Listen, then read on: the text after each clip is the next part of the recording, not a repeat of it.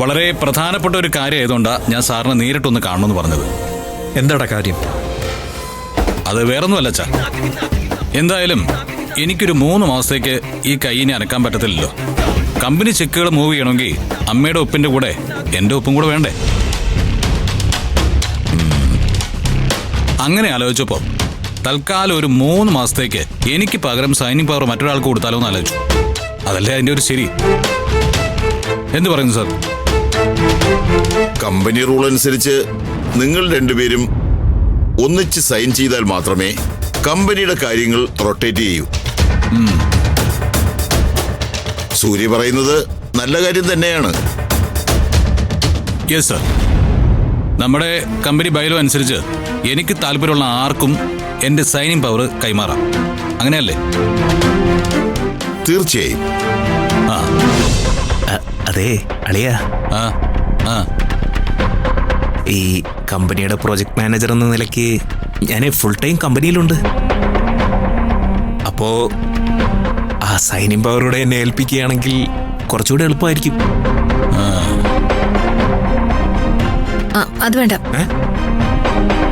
ഞാനിവിടെ ജോലിയില്ലാതിരിക്കല്ലേ. 3 മാസം സൂര്യക്ക് പകരം സൈനിങ് പവർ ഞാൻ ഏറ്റെടുക്കാം. എനിക്കും കമ്പനിയിൽ വരാമല്ലോ. കമ്പനി കാര്യങ്ങള് അടുത്തറിയുകയും ചെയ്യാലോ. മമ്മി എന്ത് പറയുന്നു? ഒരാളുടെ സൈനിങ് പവർ ആർക്ക് കൈമാറണമെന്നുള്ളത് അയാള് പറയേണ്ട കാര്യല്ലേ. അവൻ പറയട്ടെ. അളിയ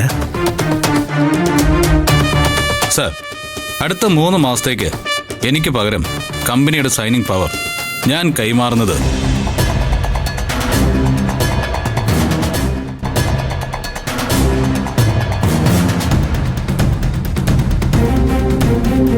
എന്റെ ഭാര്യ നന്ദിനിക്കാണ്.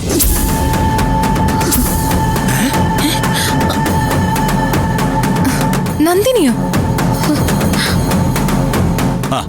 എന്റെ പേരിലുള്ള ഒരു കാര്യം ഞാൻ കൈമാറുമ്പോൾ അത് എനിക്ക് ഏറ്റവും വിശ്വസ്തതയുള്ള ആളായിരിക്കണമല്ലോ. ഈ കൂട്ടത്തിൽ എനിക്ക് ഏറ്റവും വിശ്വാസമുള്ളത് നന്ദിനിയെ മാത്രമാണ്.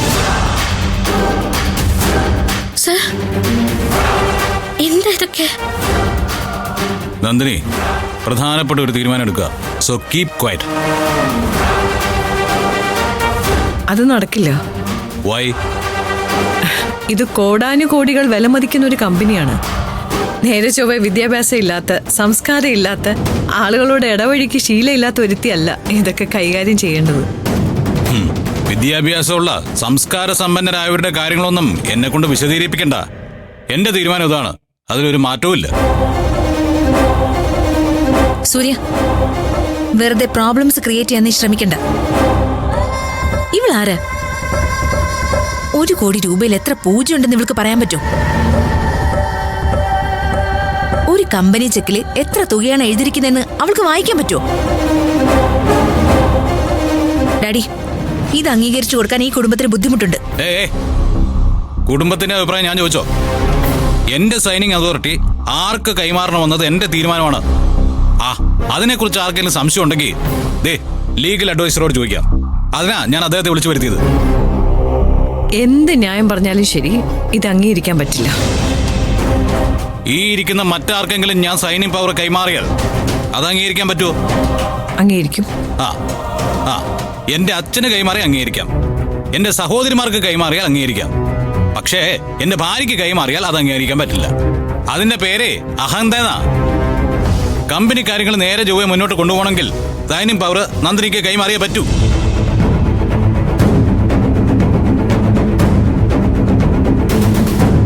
സർ, താങ്കൾക്ക് പോവാം. ഭാര്യയെന്ന് വിശേഷിപ്പിക്കുന്ന ഇവള് എന്റെ വീട്ടിൽ വലിഞ്ഞു കയറി വന്ന ഒരു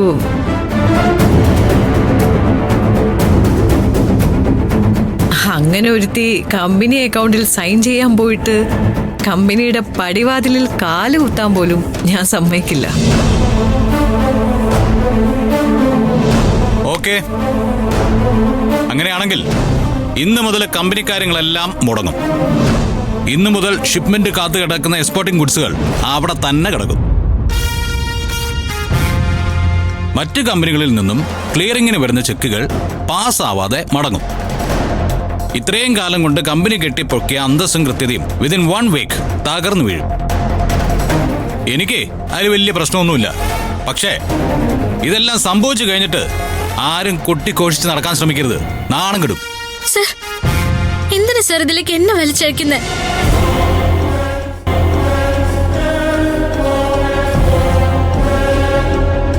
നന്ദിനി, ചില കാര്യങ്ങൾ ചെയ്യേണ്ട സമയത്ത് ചെയ്യണം. ഇനി എന്താ വേണ്ടെന്ന് അവർ തീരുമാനിക്കട്ടെ.